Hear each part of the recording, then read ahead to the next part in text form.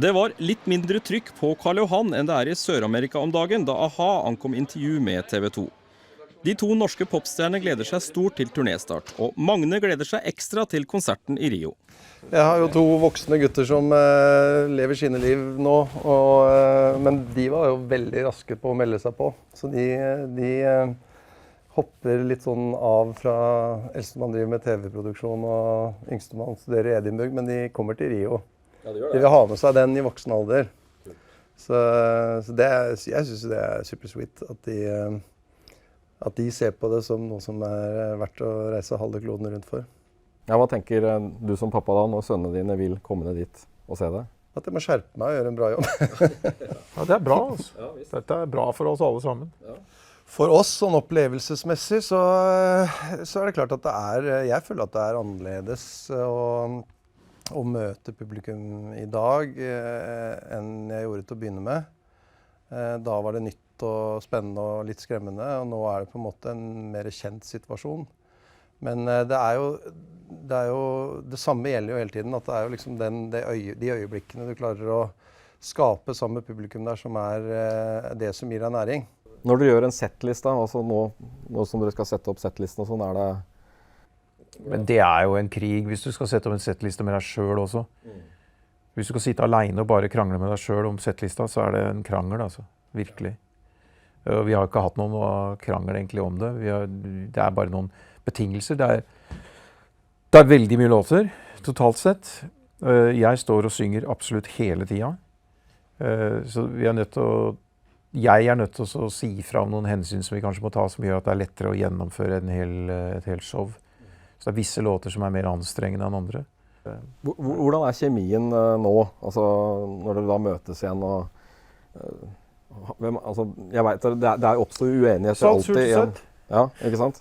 Nei, det er ikke noe spesielt ved det, synes jeg. Jeg vet ikke. Jeg synes alltid det er litt sånn rart å svare på når man vet hvor mye vi har gjort sammen. Så er det liksom helt åpenbart at her er det under vanlig hverdagslig samvær, om du vil, og i hvilken retning det måtte være, så ligger det jo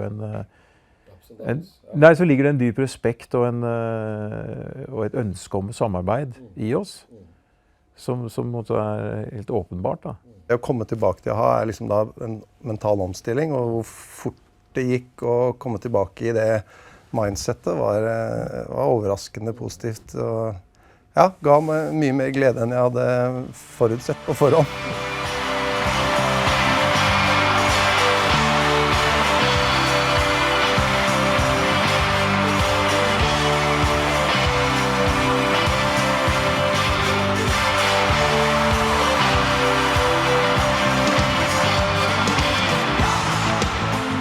Hvordan er spenningen i kroppen hos dere før dere går på sånne store konserter da?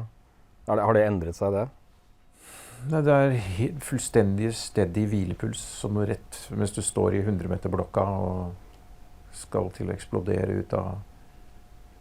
Det er ren rutine? Ja, du går bare inn i det. Og så trenger du bare så begynne. Det du lærer deg egentlig, det jeg har lært meg, det er å ikke tenke på hele giggen. Ikke tenke langt inn i hva som kommer senere og så videre, men prøve å befinne deg der du er fra øyeblikk til øyeblikk.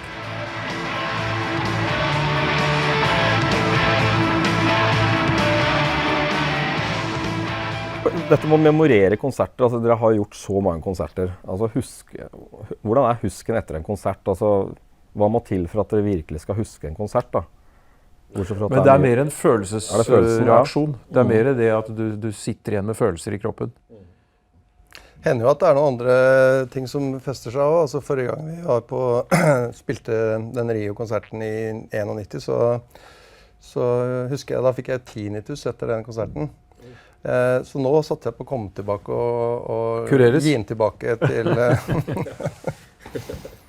I Los Angeles, når vi kom inn på første verdensturneen, så kom vi til Los Angeles etter et break, et pauseopphold på Hawaii. Og da spilte vi, hva heter det der da? Hollywood Bowl? Nei. Staple? Amphitheater. Ja. Og det var pakka med toppartister, altså det satt, blant annet av Michael Jackson, han satt ved siden av Sophia Loren, Og det var altså topp svarte musikere. Det var så mye forskjellig, altså. Men vi var så dårlige. Uff a meg. Hva tenker du om det? Det ramla rundt, altså.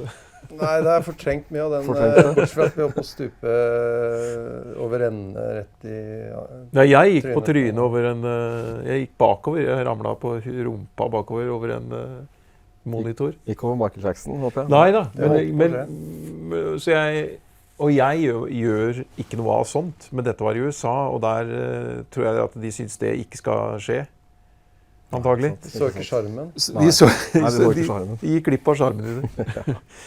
Jeg ble liggende på gulvet bare litt og nyte utsikten fra det stedet der. Sånn. Men jeg kom meg opp igjen, og det var bare rent sånn lyttemessig og teknisk så var det var ikke kommunikasjon bandet mellom. Altså. Det var ikke noen bra konsert. Nico Vince snuste litt på Billboard her i fjor sommer. Ja, det gjorde de absolutt. Ja, absolutt. Ja. Men det er jo prestisje, det er ikke det? Dere har førsteplassen. Det er enorm prestisje, selvfølgelig. Ja. Det er ikke noe Var det litt nervøse der når Nico Vince begynte å klatre, eller?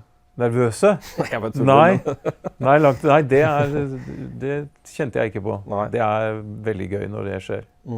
Absolutt. Altså, vi heier jo på alle norske artister som har suksess i utlandet nesten ukritisk, sånn som alle andre nordmenn.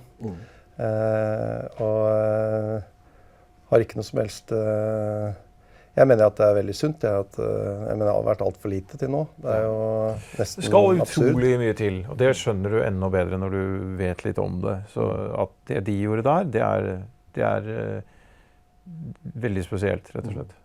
Og det er like spesielt i dag som det var når det skjedde, da, for å si det sånn. Vi har på en måte vent oss til det, og du har lest avisen nok ganger, så venner du deg til tanken.